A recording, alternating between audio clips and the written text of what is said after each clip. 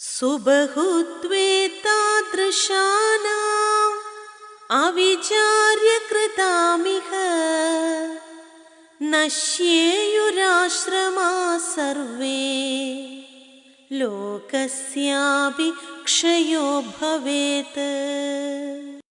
ഇഹ ഇവിടെ അവിചാര്യകൃതം ആലോചനയില്ലാതെ പ്രവർത്തിക്കുന്ന താദൃശാനാം അപ്രകാരമുള്ള ജനങ്ങളുടെ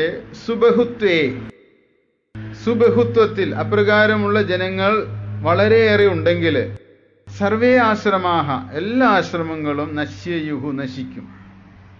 അതായത് നികൃഷ്ടരായിട്ടുള്ള ജനം, അനർത്ഥകരമായി ജീവിക്കുന്ന ജനം ഒരുപാട് സമൂഹത്തിലുണ്ടെങ്കിൽ ആ സമൂഹം നശിച്ചു പോകുന്നാണ് പറയുന്നത്. ഇപ്പം നമുക്കറിയാം, നമ്മുടെ സമൂഹത്തിൽ ഏറെക്കുറെയൊക്കെ അങ്ങനെ തന്നെയാണ്. ഏറ്റവും കൂടുതൽ ആളുകൾ ഈ നികൃഷ്ട ജീവിതത്തിൽ താല്പര്യം കാണിക്കുന്നവരാണ്. അതുകൊണ്ട് അവരുടെ സ്വാധീനമാണ് ഏറ്റവും കൂടുതൽ വരുന്നത്. ഇവിടെ ഒരു ഗ്രാമത്തിൽ ചെന്ന അവിടുത്തെ പുരുഷന്മാരുടെ എണ്ണം എടുത്തിട്ട് നോക്കുകയാണെങ്കിൽ അതിൽ 80% പേര് മദ്യപന്മാരായിരിക്കും. മദ്യപാനം അവർക്കൊരു ശീലമാണ്. മാത്രമല്ല മത്സ്യമാംസപ്രിയന്മാരുമാണ്. ഒരു 5% പോലും അതിൽ മത്സ്യമാംസങ്ങളിൽ പ്രിയത ഇല്ലാത്തവരായിട്ട് കാണില്ല.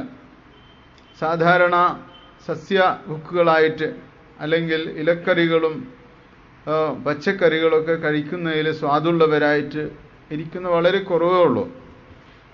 അതിൻ്റെ അർത്ഥം ലോക അനർത്ഥത്തിനായിട്ട് ജീവിക്കുന്നവരുടെ എണ്ണം പെരുകിയ കാലമാണിത്. അതുകൊണ്ട് ഇതിനെ കലികാലം എന്ന് പറയുന്നത്.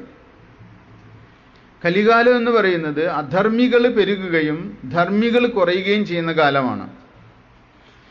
അതുകൊണ്ട് ധർമ്മിഷ്ഠരായവരുടെ എണ്ണം വർദ്ധിപ്പിക്കണം. എപ്പോഴും വർദ്ധിപ്പിച്ചു കൊണ്ടുവന്ന ആ സമൂഹത്തിൽ സമാധാനം, ഐശ്വര്യമൊക്കെ കൂടുതൽ കൂടുതൽ വളരും.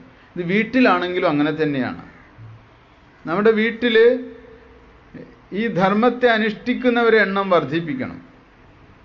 ലോകത്തിന് ക്ഷയവും ഭവേത്. അപ്പം എങ്ങനെയാണ് ലോകത്തിൻ്റെ ധർമ്മത്തിന് ക്ഷയമുണ്ടാകുന്നത് എന്നുള്ളതിൻ്റെ ഒരു ഉത്തമ ദൃഷ്ടാന്തമാണ് ഗാർഹസ്ഥ്യ ജീവിതത്തിന് വന്നു ഭവിക്കുന്ന തകർച്ചയാണ്. നികൃഷ്ട ജീവിതം നയിക്കുന്ന ഗൃഹസ്ഥരുടെ എണ്ണം പെരുകുമ്പോഴാണ് അവരുടെ സന്തതികളും അങ്ങനെയായിത്തീരുന്നു, തലമുറകൾ അങ്ങനെയായിട്ട് തീരുന്നു ഒക്കെ. അപ്പൊ തലമുറകളെ പോലും സാംശീകരിക്കുന്ന ധാർമ്മിക ബോധമുള്ള തലമുറയാണ് ഇനി ഉണ്ടായി വരേണ്ടത്.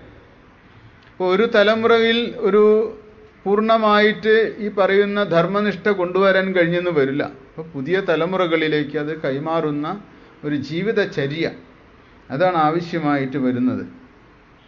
218 വിവാഹസ്തു വിനോദായ പരമൈഹിക ജീവിതേ സുഖായേതം ഹിതം കിഞ്ചിത് കർമ്മേതി ജന ചിന്തയേ. ഐഹിക ജീവിതേ, ഇഹലോക ജീവിതത്തിലെ. ഇനി വിവാഹത്തെക്കുറിച്ച് പറയാണ്. വിവാഹമാകട്ടെ പരം വിനോദായ, കേവലം വിനോദത്തിനായിട്ടാണ്, സുഖായ സുഖത്തിനായിട്ടാണ്, ഹിതം ഇഷ്ടപ്പെട്ട, ഇതം കിഞ്ചിത് കർമ്മ ഈ ഒരു കർമ്മം, ഇതിച്ച എന്നും ന ചിന്തയേത്. അതായത് വിവാഹം കഴിക്കുന്നത് എന്തിനാണെന്ന് ചെറുപ്പക്കാരോട് ചോദിച്ചാൽ അവർ പറയും നല്ല സുഖമല്ലേ എന്ന് പറയും. ജീവിതം ഒരു വിനോദമല്ലേ, സന്തോഷിക്കാനല്ലേ എന്ന് പറയുന്നത് വാസ്തവത്തിൽ അധർമ്മബോധത്തിൽ നിന്നാണ്. നികൃഷ്ട ജീവിതമാണ് അവരുടെ മനസ്സിലുള്ളത്. വിവാഹമെന്നത് കേവലം വിനോദത്തിനും സുഖത്തിനുമാണെന്ന് ചിന്തിക്കുന്ന ചെറുപ്പക്കാർ പെരുകിയിട്ടുള്ള കാലമാണത്. അങ്ങനെ ചിന്തിക്കരുത് എന്നാണ് ഗുരു പറയുന്നത്. പിന്നെ വിവാഹം എന്തിനു വേണ്ടിയിട്ടാണ്? ധർമ്മത്തിനായിട്ടാണ്. ധർമ്മം അനുഷ്ഠിക്കാനാണ് വിവാഹം. അപ്പം അതിൽ നിന്ന് ആ ചിന്ത മാറിപ്പോയിരിക്കുന്നു. നോക്കൂ, അപ്പോൾ ധർമ്മബോധത്തിൽ നിന്നും കേവലം സുഖത്തിനും വിനോദത്തിനുമായിട്ടാണ് വിവാഹം എന്ന് ചിന്തിക്കുന്ന ഒരു കാലം. ഈ കാലത്ത് നമ്മൾ ഏതൊരു ഗ്രാമത്തിൽ ചെന്ന് നോക്കിയാലും ആ ഗ്രാമത്തിൽ വേണ്ട വിധം ധർമ്മബോധമില്ലാത്ത തലമുറകൾ ഇരിക്കുന്നത് കൊണ്ട് അവരച്ഛനമ്മമാർ പോലും കുട്ടികളെ പറഞ്ഞ് പഠിപ്പിക്കുന്നില്ല. ധർമ്മനിഷ്ഠയുള്ള ഒരു ജീവിതമാണ് വേണ്ടതെന്നും വിവാഹം വാസ്തവത്തിൽ ബ്രഹ്മചര്യ ആശ്രമത്തിന് ശേഷം ഗാർഹസ്ഥ്യധർമ്മം അനുഷ്ഠിക്കാനും പിന്നീട് മോക്ഷത്തിലേക്ക് പോകാനുമുള്ള ഒരു ഇടനാഴിയാണെന്ന് അവർക്ക് പറഞ്ഞു കൊടുക്കുന്നില്ല. പറഞ്ഞു കൊടുത്താലല്ലേ അവർക്കറിയുള്ളൂ. പറഞ്ഞു കൊടുക്കണമെങ്കിൽ അവരുടെ പൂർവികർക്ക് അറിയുമായിരുന്നില്ല. ഇപ്പോൾ ഗുരുദേവൻ ഇത് എഴുതിയതിന് ശേഷം 3-4 തലമുറകൾ കടന്നുപോയിട്ടുണ്ട്. ഇപ്പോഴും ഈ 4 തലമുറകൾ കഴിഞ്ഞിട്ടും ഇന്നും ഈ അറിവൊന്നും നമ്മുടെ നാട്ടിൽ സുപ്രചാരത്തിലെത്തിയിട്ടില്ല. വളരെ കുറച്ച് ആളുകൾ മാത്രം, അതും ഇനി ഗാർഹസ്ഥ്യ ജീവിതം നയിക്കാൻ ആഗ്രഹിക്കുന്നവർ കേൾക്കേണ്ടതാണത് ഏറ്റവും പ്രധാനമായിട്ടും.